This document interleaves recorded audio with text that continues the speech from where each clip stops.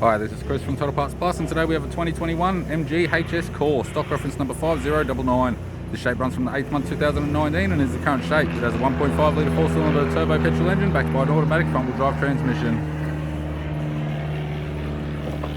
1.5 litre 4-cylinder turbo petrol engine with the left headlight, left front 17-inch factory alloy mag with the ball tyre, left power door mirror. Left rear door appears to have no damage. Left rear 17-inch factory alloy mag with a good tyre.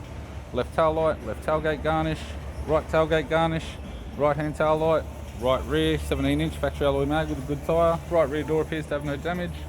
Right power door mirror and a right front 17-inch factory alloy mag with an average tyre.